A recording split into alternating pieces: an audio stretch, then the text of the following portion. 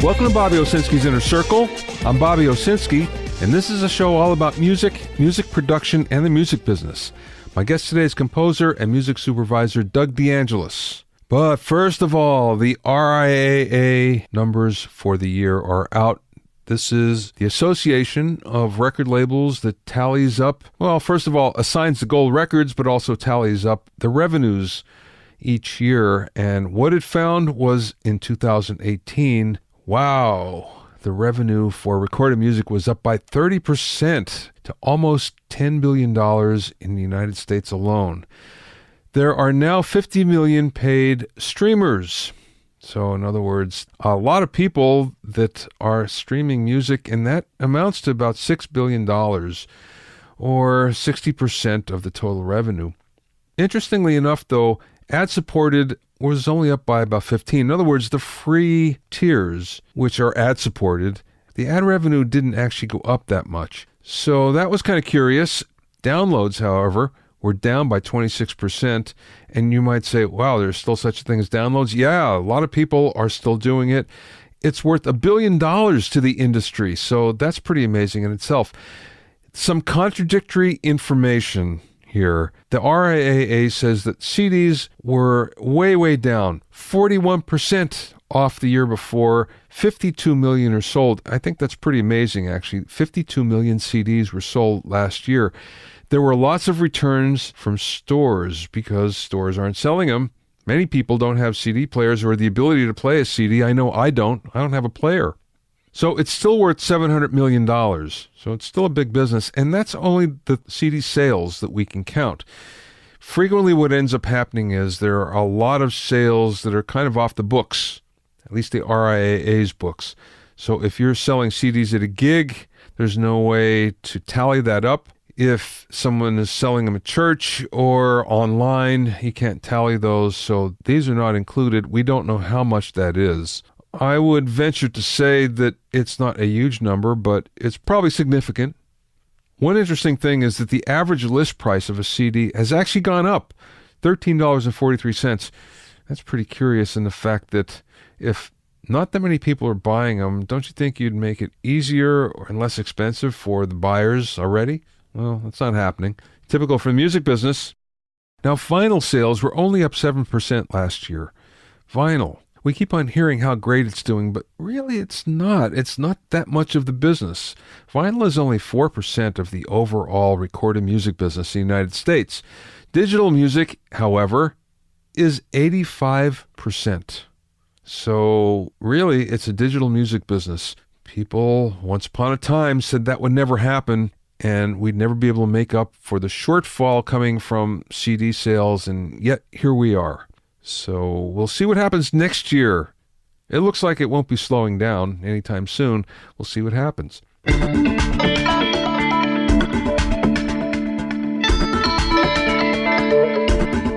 If you have any questions or comments, you can send them to questions@BobbyOwnerCircle.com. Don't forget about my online courses on mixing, production, branding, and music business success at BobbyOwsinskiCourses.com. Also, get an expert analysis and objective opinion of your songs and mixes as a member of my Hitmakers Club. Go to hitmakersclub.com to learn more.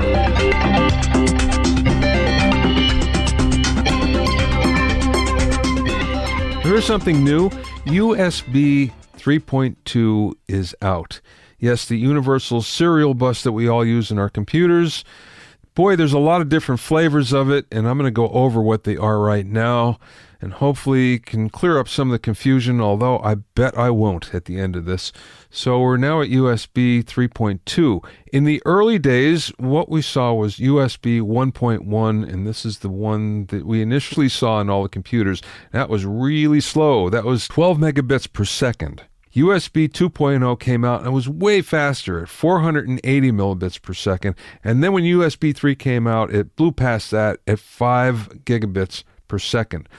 But since then, we've had a number of upgrades. USB 3.1 is actually 10 gigabits per second.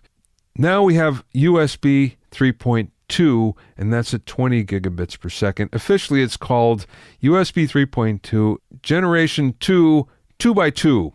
And really, what's confusing is this could mean anything from 5 gigabits per second to 20 gigabits per second.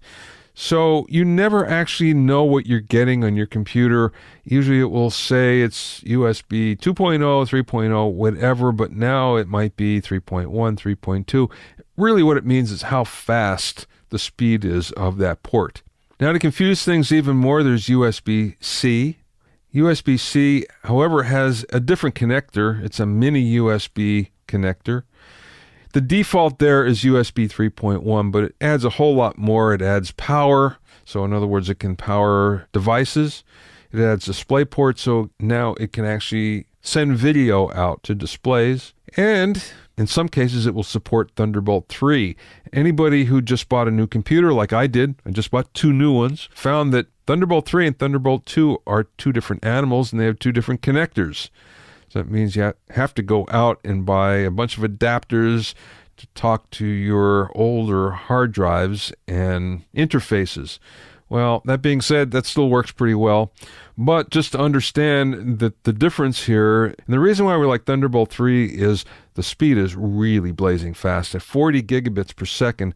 Plus, it will power devices up to 100 watts, which is pretty amazing. However, don't forget, there's different cables, and the cables are expensive because, in fact, they have chips in them, so they need to be powered. As a result, you're going to pay a lot more for both USB-C and Thunderbolt 3 cables. One way around everything is to just buy a dock that has all of them on there, and that's what I ended up doing. You buy a dock that talks to USB-C and talks to Thunderbolt 3, and guess what? All your other ports that you're missing on your new computer, they're there. They show up. So that's kind of a nice thing. But anyway, you want to stay away from anything below USB 2 if you can help it. And if you're buying something new, chances are you're not going to see any of that anyway. It's going to be USB 3. One of the things I would stay away from when you go out and you buy a memory stick, there are really good deals on memory sticks, on really high capacity memory sticks. The big problem there, of course, is that they may be slow. They may be USB 1.1, they may be USB 2.0, and you're going to sit around and wait forever for the transfer when you go to transfer files on it. So, again, look for that USB 3.0 or USB 3.2, which is the brand new latest flavor of Universal Serial Bus. My guest today is composer, producer, and music supervisor Doug DeAngelis. Doug hit pay dirt early in his career when he recorded the Nine Inch Nails hit Head Like a Hole with Trent Reznor and world-renowned producer Flood. In 1989, Doug embarked on a world tour with Detroit Techno crossover dance artist Inner City, but after that he moved to the studio world in New York City, where he amassed over 300 album and remix credits, including 31 #1 Billboard Chart singles. Doug's album credits include New Order, Michael Jackson, Queen Latifa, Chaka Khan, Love and Rockets, Alicia Keys, and No Doubt, among others. Doug's career then shifted to Los Angeles, where his music was embraced by Hollywood producer Michael Mann as a scorer for his CBS crime drama series, Robbery Homicide Division. His music has since appeared in over 100 television shows, including CSI, Bones, Cold Case, CSI Miami, and ER, as well as dozens of reality and late-night television programs. Doug is also the conference chair and co-founder of A3E, the Advanced Audio and Applications Exchange, a leading industry resource dedicated to the future of new music technologies. He's also involved in an interesting interactive music app startup called Stylus. In the interview, we talked about the early days of synthesizer programming, becoming a mixer in New York City, composing for television, his newly developed Stylus app, and much more. I spoke with Doug via Skype from a studio in Nashville. I know you went to Berklee School of Music, and so did I. I think Berklee, more so than other schools, has a high dropout rate because if you're any good, you're working right away. Yeah, definitely. I mean, and that was the case with me. I wound up, it was a weird set of circumstances, but I wound up getting a tour with a band called Inner City that was kind of the first, like, club music, house music at the time, now EDM now, but house music then, that really crossed over into becoming like pop music. And it was, I had no idea what I was getting myself into at the time, but the music director asked me if I would come and figure out how to take that music and turn it into a live band with like 9 players. And so I went to Detroit and sampled everything off the record and kind of made it so everything was played with sticks, because it was really rhythmic music, and I wanted you to see it visually.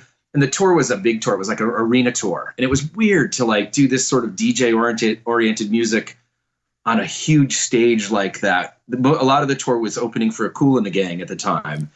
And so they were this big giant live band. I mean, they're really fun to watch. And this was like, electronic music. It made no sense. So we did it with tons and tons and tons of electronic pads and players on stage. And interestingly enough, it was only supposed to be 3 weeks long, and it wound up going for like 8 months. We were out on the road forever. But the guy who was that MD was just at A3A this year. That's the first time I've seen him since then. Really? Yeah, and he's had this amazing career. He won a Grammy last year for Remix of the Year, and he's had this fantastic career. Never saw each other the entire time. So it was a first. It was really nice to see him. It was really cool. You mentioned Kool and the Gang. I have some experience with them, actually, because my first record deal was with Delight. And really? Delight was a Polygram subsidiary, but it was the home of Kool and the Gang. Uh-huh, sure. And we were kind of like the token rock band that they had. Right. But they built Kool and the Gang their own studio. And it's funny because they built it in Philadelphia or near Philly, where we were close to, and they were from New Jersey, so I could never figure out how that worked. But what was interesting for me was that's where I got some engineering chops, because I had some technical expertise, so I used to hang around the studio a lot. And then, it was like, well, we're doing songwriter demos, why don't you do it? And that's kind of, where I got some of my chops. Thank you, Kool. And it was usually Kool's little brother. And actually they had a band, the younger brothers had a band called the KGs, who were great. They were like, 15 years old, and these guys were just monster players. Yeah. But that is exactly how it happens, right? Like they ask you to do demos, and it's like, oh, this guy's really good. Have him come in and start doing the records. Have him start doing this. And just how it happens, and yeah, that's awesome. I remember going out on the road with them, and every single night I would come watch their show over and over and over again. It was mind-boggling how many hits they had and how good they were. Yeah. It was mind-boggling. I mean, I was like a 19-year-old. My first thought of it was like Kool and the Gang. Oh, that's going to be like, I just knew Celebration, and I knew the couple big hits, but man, when you got on the road with them and you just couldn't, it was them and SOS Band, and both those bands were incredible. Yeah. We were like opening act. Those two bands were just stunning, but God, Kool and the Gang was just a pulverizing lesson in everything every single night. Just wow. Well, see, I saw them when they're kind of in their down period. When Saturday Night Fever hit, they had 2 songs on the record, so it was huge, and that kind of vaulted their career to another level. But then after that kind of dissipated, then they were back to playing clubs and trying to get back to where they were before. So I saw them in a level where they were probably at their worst, I would say, and just in terms of earning power. They were, it was like, we're players. This is what we do, no matter how much money we make. And let's face it, when you're a musician, that's kind of the outlook you have to have, because it's, you're up and you're down. So, although you've had a pretty good career and a varied career. So I want to go back. Let's talk about Berklee for a second and getting into Berklee. I saw that you were there to study synthesis, which Berklee had one of the first programs of that. Yeah. And they had a pretty good synthesizer lab, at least when I was there. How did you decide to do that? Because that's kind of an unusual career choice. Yeah. So when I was a kid, I was fascinated by synthesizers, just absolutely fascinated. And I used to ride my bike to the music store that was probably like 25 minutes away from my house. When I was about, not much older than my son, maybe 11 or so, and I would go there every day after school, and I would program. It was like this was maybe 1977 or so, maybe 79, somewhere in there. And I would just program on the synthesizer. I was fascinated by it. And there was a guy there who, his name is John Mosey, and he wound up going on and working for Korg and kind of working with different companies later. We're still friends. We've been lifelong friends since I was a little kid. But he was older. He worked there, and he kind of started teaching me. I still have my first Korg Monopoly over there. That was one of that gave me. That was the one that I would come in and play on all the time. So I was just fascinated by it. So when I got to Berklee, I was a music synthesis major because that's the only thing I was really good at. I mean, I played, but I was really good at programming. And so I didn't even know recording studio world really existed much. It wasn't until I got into the car studio that I went, it was just an extension of programming to me, because I saw it all through that thing. I never saw it as, the primary thing's the recording console and these synthesizers are just what we're going to record. I saw it as the console was connected to my synthesizers and now I could do more with them. It was just more knobs to play with. So I saw it all sort of backwards, and that's how I got into it. But that's the basis of electronic music, at least from the beginning when it first started. It was all encompassing. You had to record whatever you were doing, electronically, whatever you're creating. So it was looked upon, the whole signal chain was looked at that way. So it was not uncommon. No, it's very much like what a DAW is nowadays, yeah. Right? It's all built into this one thing, and the tape's all built right in there, and you just capture it right there. So I my perspective of it was very much like, Cubase or something now, of the synthesizers are all there. It's just flowing right to the tape machine, and now I can capture it and I can do more stuff with it. It wasn't until later that I got more into the rest of it, and, the sort of engineering side, or later, maybe a year later, but it started with that stuff for sure. The fact of the matter is, though, that there were never a lot of people that either were interested in deep programming or were good at it.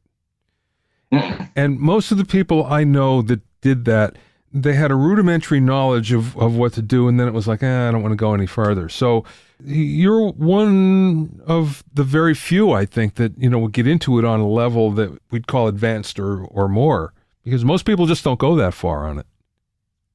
Yeah, and it really served me well. It taught me how to explore things, and it taught me how to do things. Honestly, it was really the thing that started me going. It was that love of the depth of it, and just to keep seeing what you could make happen.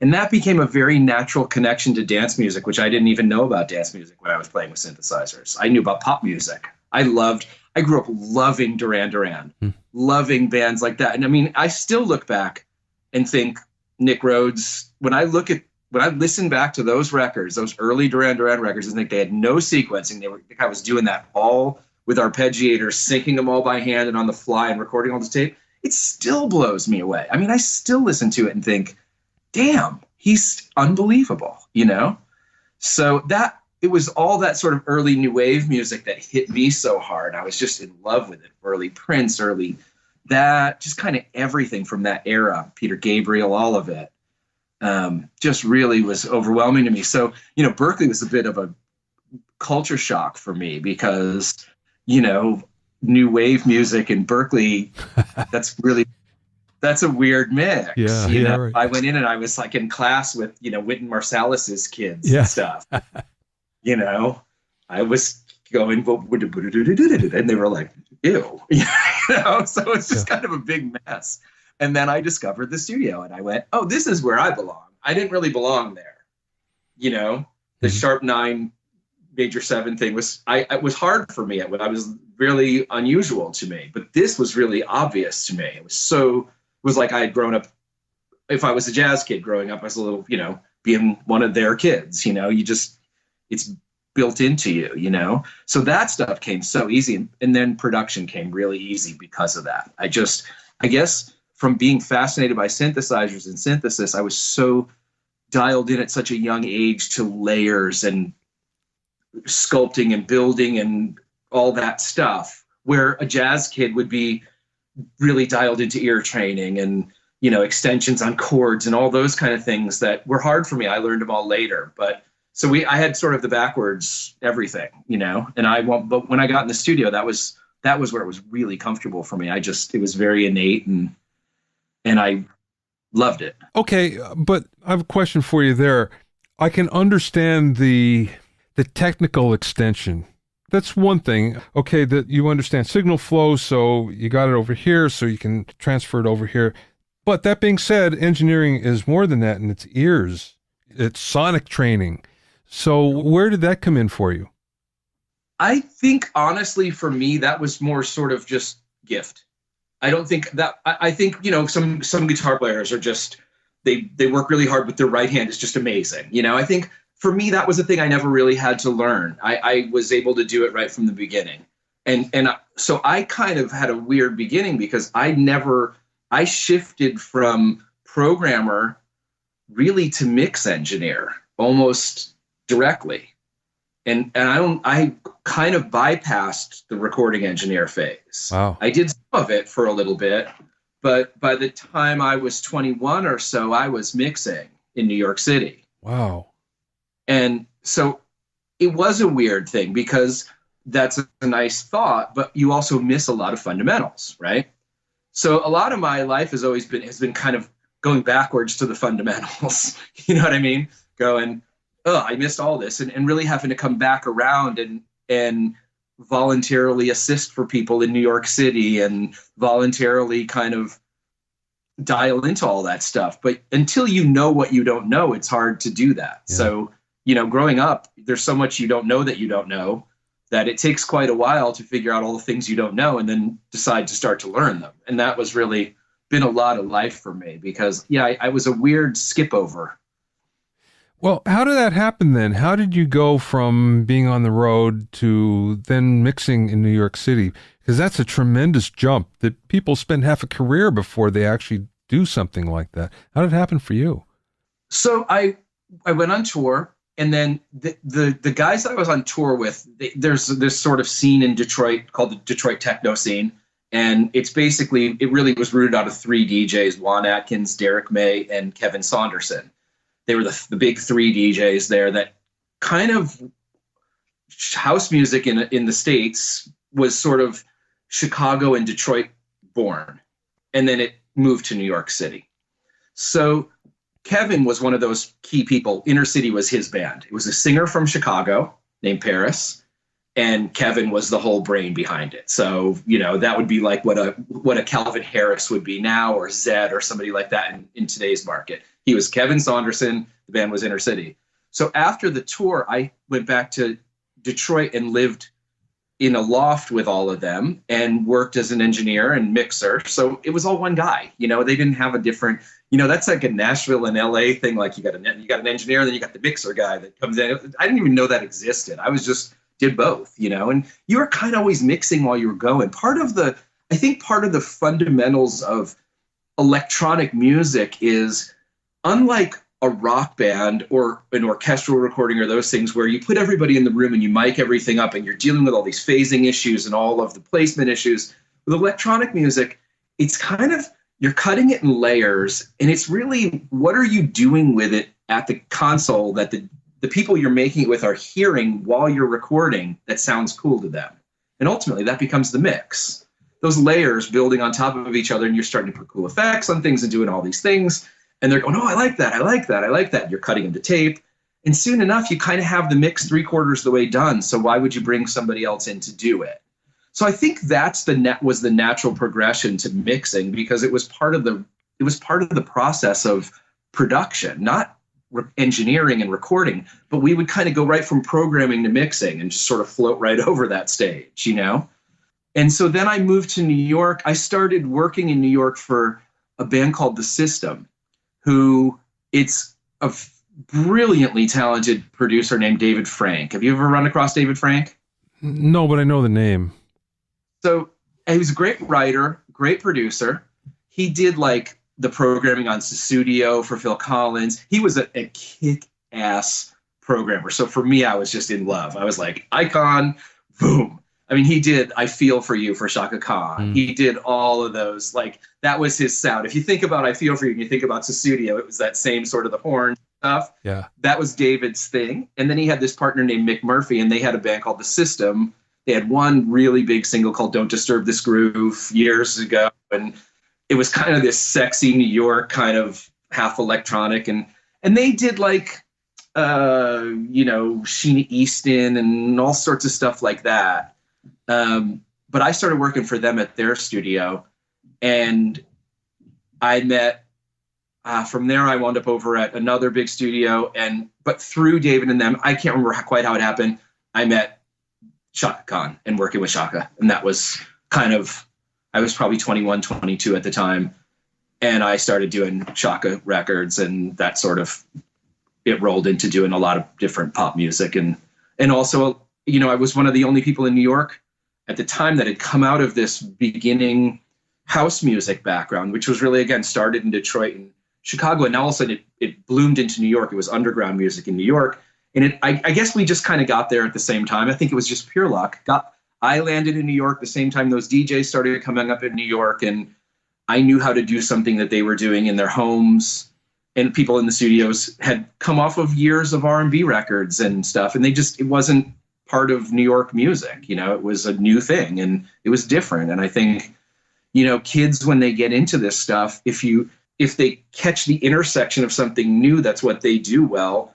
They have a walk in, they have an entrance, you know, in. And I think that's just a lucky break, I guess, you know. Well, I mean, we've seen that happen lately with EDM and the new generation of electronic music and how that's all working. And they work much the same way, but more with loops, where you worked with programmed synth and drum machines, and now it's more loop and sample based, but it's the same idea, really. Yeah. And we were doing loops and samples even back then. I mean, you know, before I ever went to Detroit, when I was still in Boston, I had worked on that first 9 Inch Nails album. That was the first time I ever saw anybody walk in with a loop, was Trent. And I remember him looping these weird little voices and just going, what is he doing?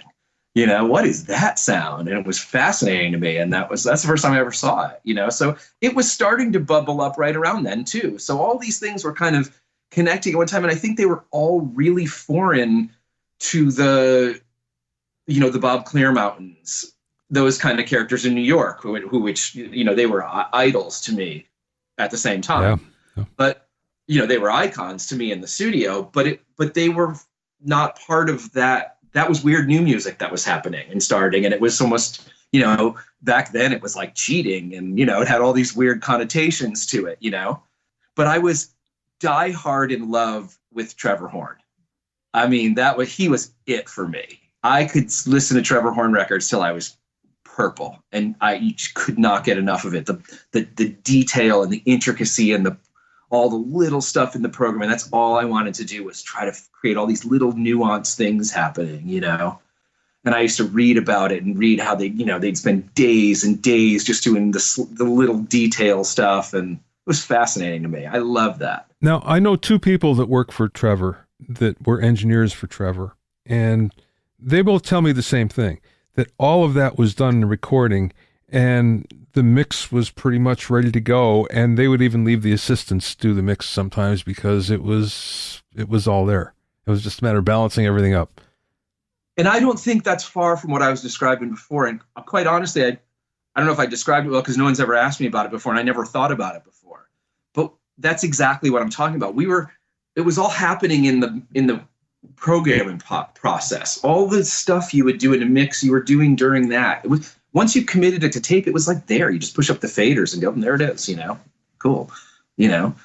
You know, when you think about it, though, you live in Nashville now, and when you think about it, that's the way that the Nashville studio system kind of works, only with real players. But it's the same thing, you know, that they come in and they nail it within a few takes, and it's kind of there, and you're building it as you go along. Same thing? Yeah, I mean, I guess so. You know, I think what's so cool about the business we work in is that you can do it for 30 years and still be in awe of the way other people do things. Yeah. Because we all do things different ways. We all come out of different backgrounds and different, you know, things like that. And it's like all these years later, I can walk into a Nashville session and go, that's awesome. Yeah. Wow. You know, and that's cool. I think that's refreshing and keeps you moving, you know, and it's neat when I see people, you know, who've been in it a long time come in and they program with me, and they see me programming the speed I program at and the kind of the detail and the stuff. And they go, that's great. Like, people in Nashville don't program like that. You know, that's not, you know, because I mean, the kind of programming I'm used to doing from Chicago and New York and London, and that's so foreign to this city, which has obviously embraced a lot of programming, but it's the kind of programming we were doing back, you know, in the 80s underneath records, you know, when you'd bring in a guy to program drums underneath underneath a live record, you know, Jimmy Brailauer, those kind of people, you know, who, again, like, love those people.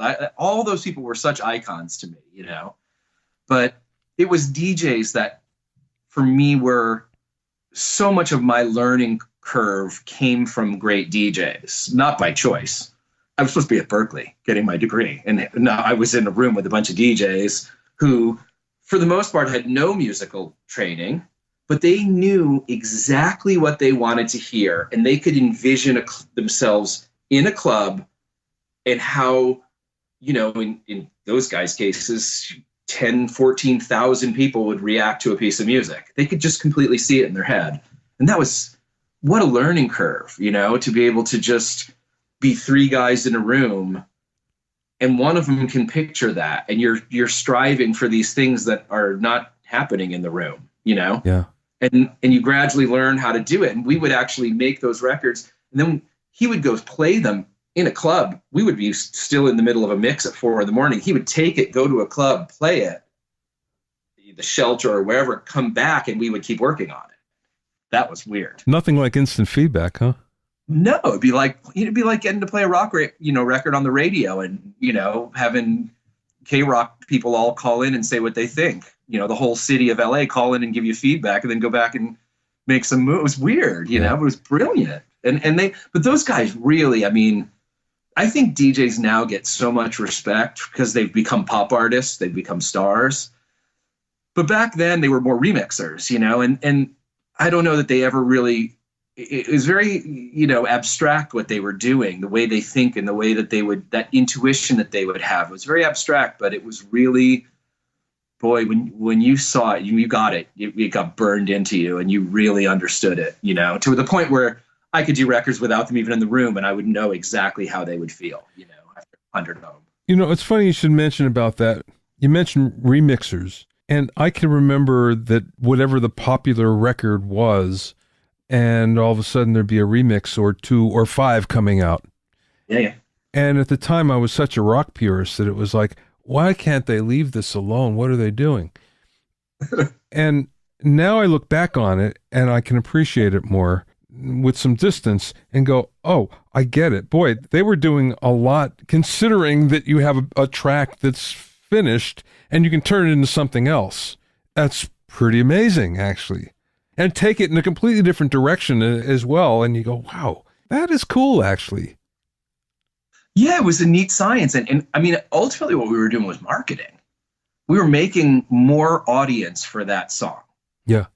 Right? That's what really our job was to go in there and take this. Like I remember doing, you know, things like whether it was, you know, pop artists like a Kylie Minogue or something like that, or we did rock artists. I mean, we were doing like a Seether record, you know, so that was like as far, you know, and anything in between you would do. But I remember, you know, doing those records and it was like that when I was starting. I would think, why on earth are we doing this? Like, what is the purpose of this, you know? But yeah, it was really, ultimately it came down to, it gave the record labels so many more tools to work with. It gave them the ability to expose that. We're talking about an era in music so opposite to what music is like now with kids, where kids have no genre. They'll listen to everything. They're so eclectic in their tastes, and they don't care if it's a huge artist or a baby artist, or whether it's quirky indie rock or it's retro-y stuff. They listen to all of it. But then it was not like that, you know? So to build an audience, you had to actually take the piece of music and move it to a new audience. They didn't cross over. So you would redesign a piece of music for dance music lovers. You'd redesign it for urban radio. You'd redesign it for this and try to make it work. So it was really like a marketing job, and, you know, but it was fun. Okay, so then you moved to LA. What prompted that? Because you're doing well in New York, and then not only that, you come to LA and you make a left turn in your career. So how did all that happen? Yeah. Well, I was still in New York at the time, and I started dabbling in scoring because I had a manager who was a music supervisor, and she was very much part of the Hollywood scene, which I knew nothing about at all, like Zippo. And she was very dialed into it. She had actually supervised some big records, like big soundtracks at the time that were kind of pre-Grey's Anatomy time, like Garden State. things like that were these breakthrough soundtracks that people were starting to kind of want to get into. And her husband was a big film director as well. And so I was dabbling in scoring with different projects with them and didn't think too much of it. I really moved to LA because hip hop got really popular really quick in New York City. It changed kind of what was happening in New York City. And less remixing was getting done, and less Chaka Khan kind of records were getting done. Those live players were moving out to LA and kind of leaving New York. And I don't know, I did a long tour with a band that I had produced, and I thought, I've been gone a while, why not just go to LA and try something different? So I did. And it was fun, but the whole quirky shift into television happened because I had produced a Love and Rockets album, and there was a single on it that was on the radio at that time, and they were trying to license it for one of John Wells, John Wells is the producer who did like ER and he was a big television guy, still is. Shameless is his most popular show on television now. But he was quite a great director, writer. He's really a classic Hollywood writer. And he was looking for that song for something, and they couldn't get it because the record label had shut down. It was a label that felt folded. And so they called me, and I said, well, I can make you something just like it. It was a track the track was me. So I was like, I can make you a track like that, and we can get guitars done on it and stuff like that. And so I did it in an afternoon, and that's what started it. Then they just kept calling me. Can you do another one? Can you do this one? Can you do that one? Can you make one that sounds like this? Can you make one that sounds like that? And it became like this really, unique thing for a few years there was no independent music yet. Indie music wasn't a thing, but they needed indie music because they couldn't afford all the music they wanted, or they just couldn't license it fast enough. So there was a few people in LA that they would call because we came out of a record production background, and we could listen to it and go, you need something like Dave Matthews? And you can listen to it, quickly diagnose it, and make something that, has the essence of that without copying it at all. Wasn't really about copying. It was about looking at its picture and going, I see what this is doing to the scene, and I understand the orchestration. So I'll do something that moves the scene the same way with the same kind of elements, And it just became like this little micro racket for a while. And along doing that, I used to work a lot with, we're still business partners with one of the guys from Love and Rockets named Kevin Haskins, who was the drummer in Love and Rockets, and he also did the programming. So we always had that connection with the programming, the geeky, nerdy stuff. So we got hired to do the first TV series that we ever went up for was a show called Robbery Homicide Division, and it was Michael Mann, the director who did Heat and Ali and The Insider and those things. Great director. And he was the executive producer. His big TV series was Miami Vice back in the 80s. And this was the first time he was doing TV since then. He had just moved in, done all films, and he decided he was going to make a TV series again. So we scored that. And that was really what really made the big shift, was working for him. And that was awesome because he really let us roll. And he was super creative. And he was really well known for, music in his movies and experimental things. So we could just do really aggressive things and stuff. And probably too much. He probably was bad training, to be honest, because he let it get away with a lot of stuff that later on was like way too much for other directors or other people, Yeah. But it was fun. It was a great experience. Now, you were still programming at that point. It was mostly electronic, right? Yeah, guitars too. But starting to add orchestral elements and that kind of stuff in. But yeah, no, it was definitely hybrid-y, electronic almost. I mean, it was really in that sort of Nine Inch Nails-y kind of realm. There was a lot of textural stuff going on, but it was very gritty and dark and aggressive, and it works great as score, which you saw years later when Trent and Atticus started scoring movies, and you went, look how great this stuff works as score. It just does. It grabs onto picture so well. That gritty dirtiness of it just really locks in so well. And you can really, some kinds of music you can really work with to picture. You can really manipulate and play with. And other kinds is hard. So other things are harder to do. Orchestral work is really great for manipulating the picture. That kind of electronic dark stuff is great for it. Now, later though, you started to use more real players. Yep. Because I know you use Paul Ill a lot. Our mutual friend Paul used them all the time. So that must have been unnatural to you because the basis of what you're doing was electronic. Why did you change? It really wasn't a change. It was two different things more. I did two kind of different avenues of work. It was scoring, where I did tend to stay in my roots and my thing, and then doing all of that source music, stuff that sounds like songs and tracks and artists, or bridging, they put a Coldplay song into the show and they wanted a piece of score to bridge into it. I started to build and feel like Coldplay, and all of a sudden, it blossoms into Fix You or something. And so that was the kind of stuff I would start to have more players playing on. And then it became a thing. We wound up they definitely played on a lot of stuff, but they were also, at the same time, I started music directing shows, performance shows, things like Star Search, the precursors kind of to American Idol. Star Search and American Idol were at the same time when I did it. I did the second version of it with Arsenio Hall. And we kind of launched at the same time as Idol, and Idol just took off like a monster and crushed everything. But for a couple of years, we ran side by side. Those were making tons and tons of backing tracks.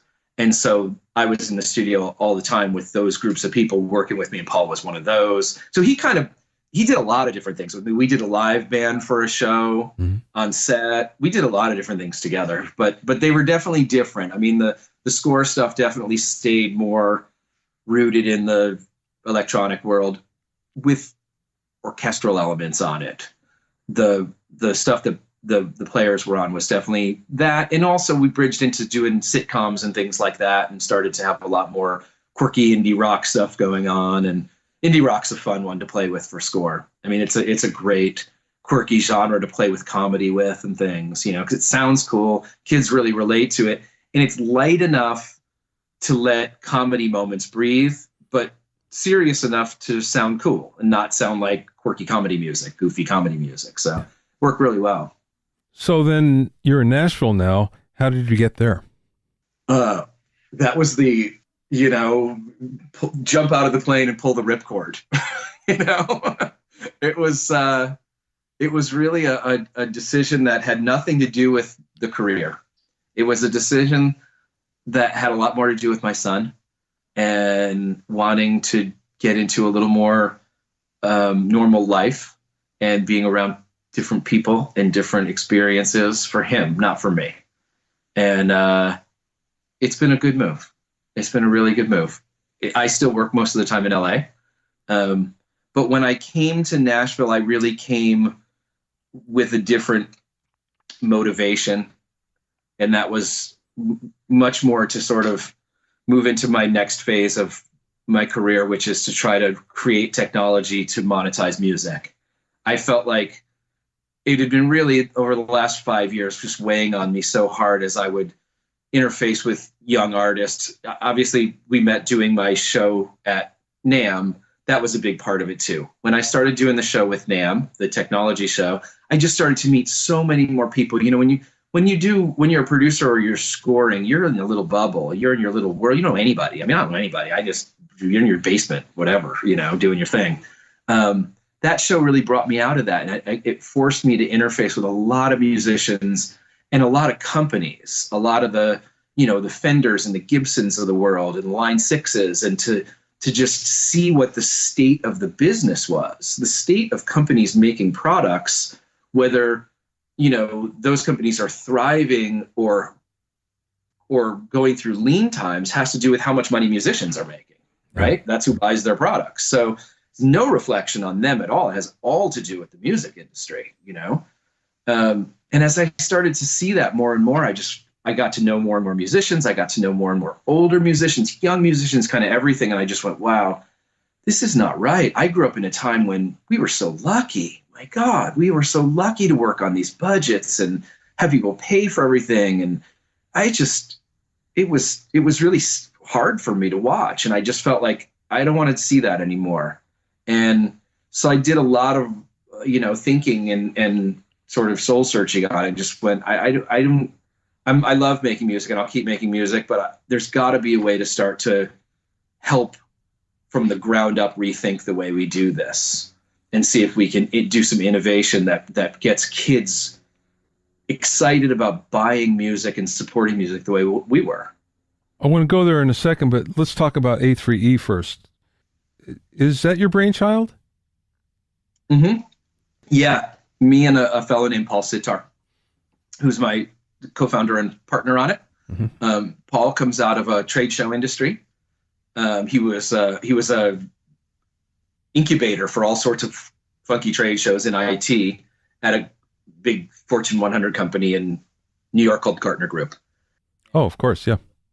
So he was like Gartner Research. They own all these trade shows. So Paul was at Gartner. I was doing music. We actually met in the late 90s. We had a show back then that he launched called IMX, the Interactive Music Expo, that was in New York at the Javits Center for a couple years. Mm-hmm. And I met him at that. I was kind of helping him as a sort of subject matter expert, kind of helping him meet people. And it was right when MP3.com came out and all that stuff was happening. It was that whole era. So we were talking about digital rights management and all those kind of things and trying to explain to record companies that this is real and they don't really care about the artwork. Trust me, they don't care about the artwork. This was all going this way.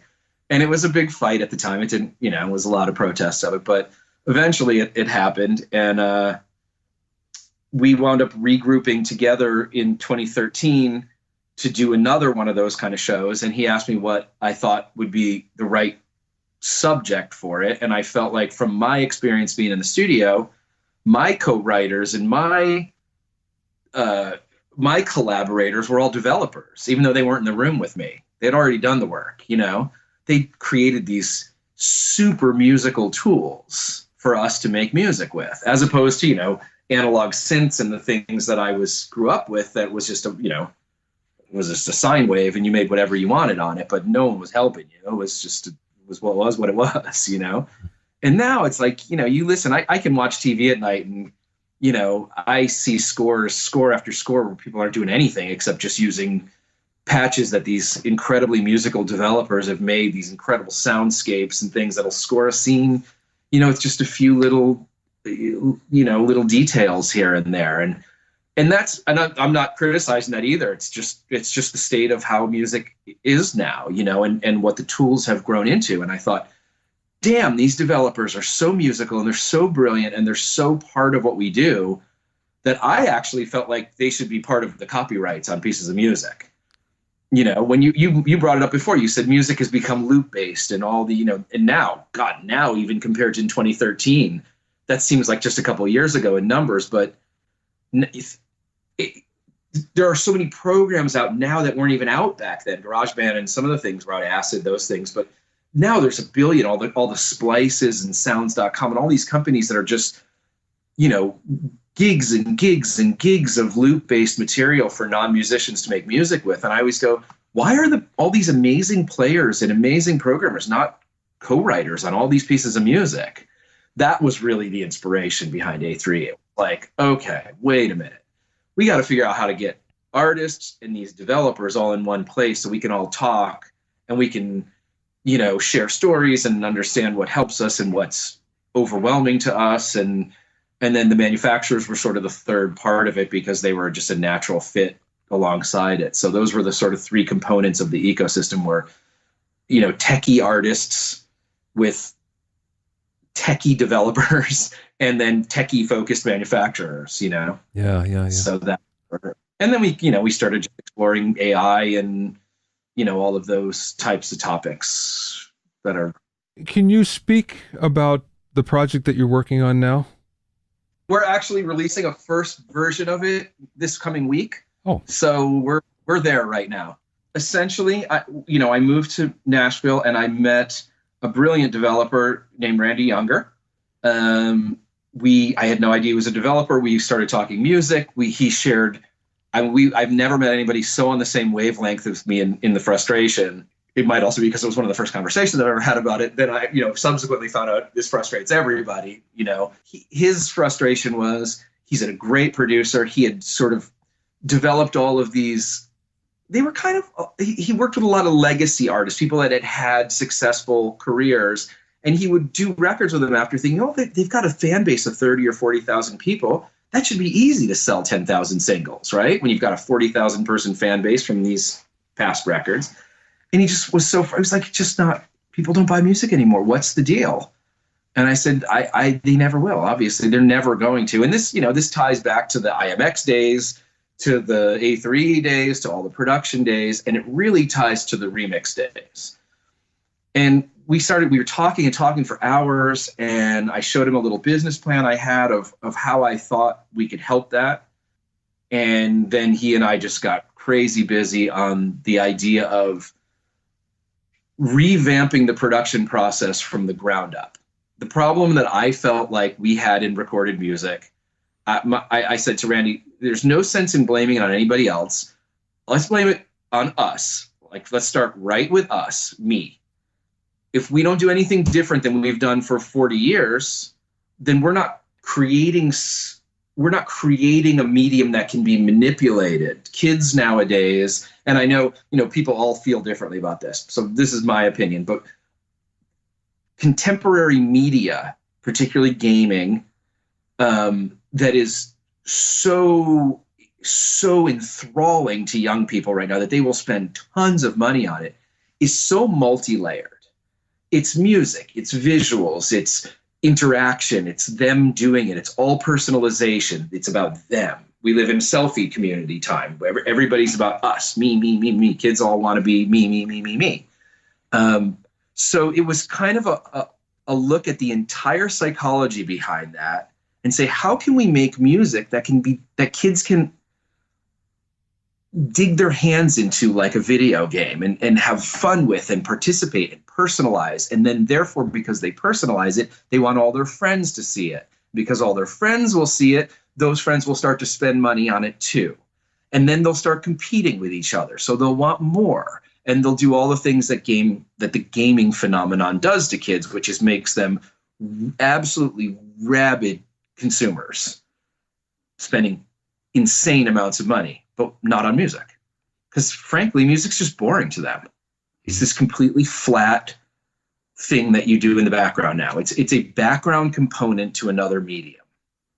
And it's just not enough for them to be that engaged with. Not saying that's good or bad, right or wrong. It's just the state of the union right now. It's just the state of kids' attention span and what they're interested in.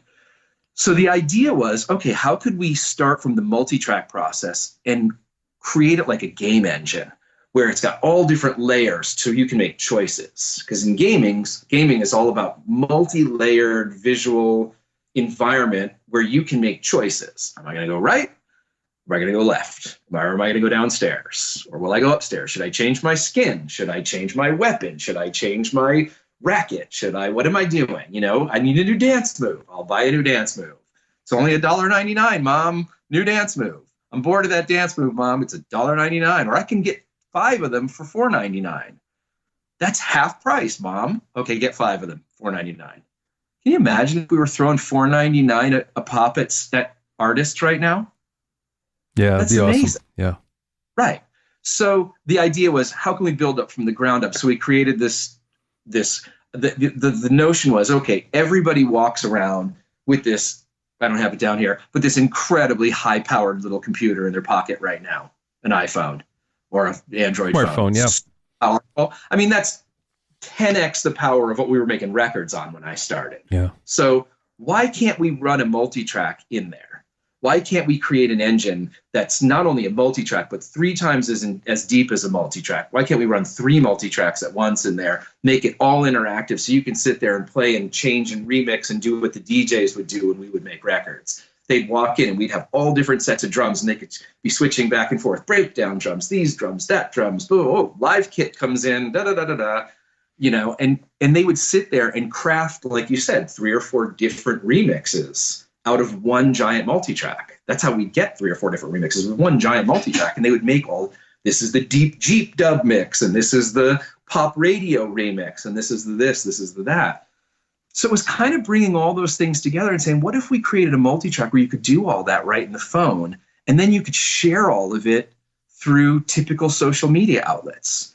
And you could promote artists and you could engage with the artists and you could run competitions with the artists. And then you could bring brands in and they could say, hey, we're a pop culture brand. We want you to remix this Dierks Bentley single and you're going to win a free Ford truck, whoever does the best remix of it. Now you're sitting there remixing Dierks Bentley and sharing it with everybody you can share it with to try to get the most views, because that's selfie culture. And whoever gets the most views gets a truck.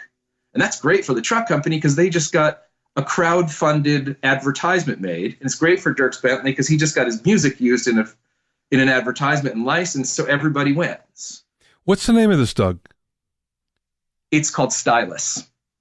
It's the company's called Black Sleeve Media, and the app is called Stylus. Have you launched yet?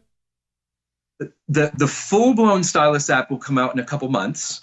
We're starting with a sort of light version of it that's called Stylus Live. That's actually tailored to individual events. So it's a much simpler version. You just take a song, you pick a version, and you share it, and it creates little viral campaigns. So, like the first one we're doing is about it's an artist in Wisconsin, and it's a whole movement around anti-bullying. And so you pick a section of the song or a different remix of it. You pick one of them, you hit share. It gives you it creates a whole little video that's about anti-bullying. And then it leaves one slide open, one section open, and the one before it says, I'm kind too. And then you insert yourself in there with whatever you're kind to. You can hold up a sign, you can do whatever you want, and then you share it and you try to get as many people to see it as you can. And so ultimately it promotes the event. It's for suicide prevention. So we can do causes with it. We can do companies. You can also record yourself. So it's the first time you can actually sit and craft a mix of one of your favorite songs. And then you can play guitar on it. Yeah. And it'll bounce the multi-track down right in the phone and email it to you. What's the website? blacksleevemedia.com. Okay. And the app is called Stylus. And I believe on blacksleevemedia.com, there's maybe some early screenshots of it and stuff you can see.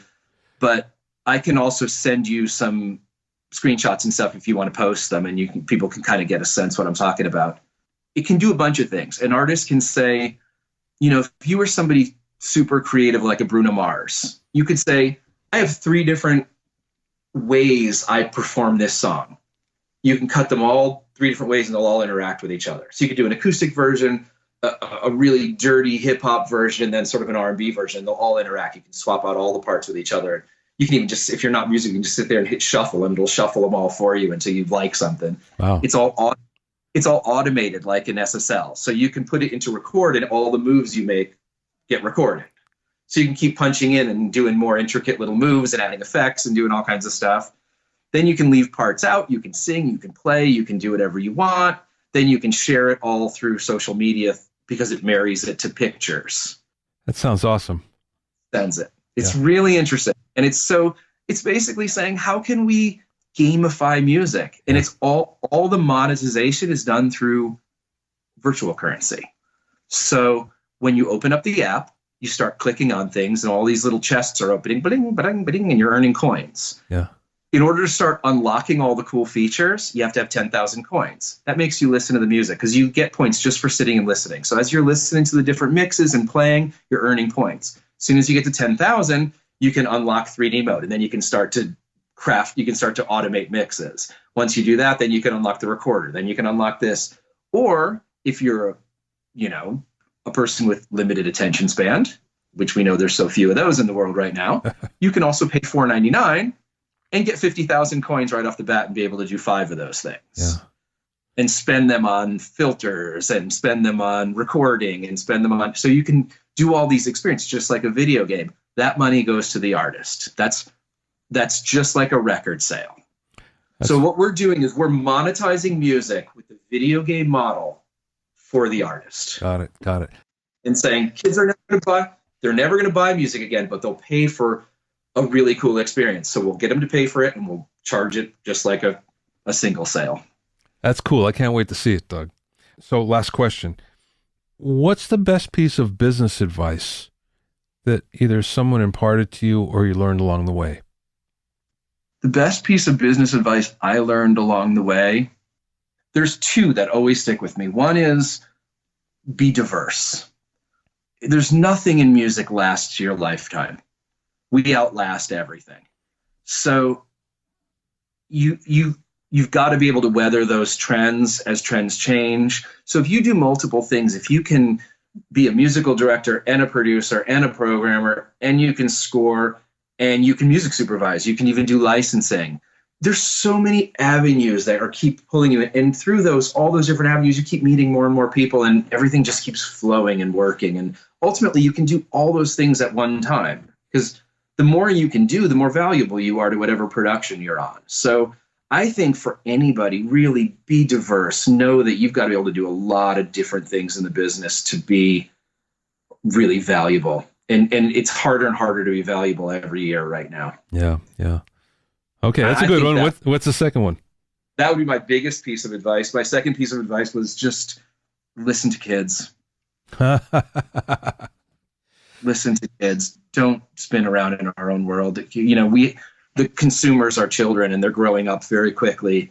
Watch them, listen to them, see what they're saying, see what they know, get ideas from them. Let them guide something you're doing. They have such great ideas, kids. They're just brilliant little things. So I'm all about kids. You can find out more about Doug at dougdeangelis.net. That's Doug DeAngelis, all one word, DougDeangelis.net. You can also find out about his Stylus app at blacksleevemedia.com. That's all one word, blacksleevemedia.com. Thanks for listening and being in my inner circle. Remember, if you have any questions or comments, you can send them to questions@BobbyOInnerCircle.com.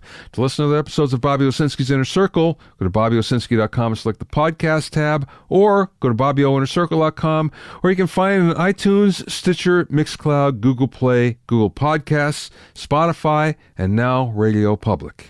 At BobbyOwsinski.com and BobbyOInnerCircle.com, you'll also find a sign-up form for my newsletter and for alerts for new podcasts. This is Bobby Owsinski. I will see you next time.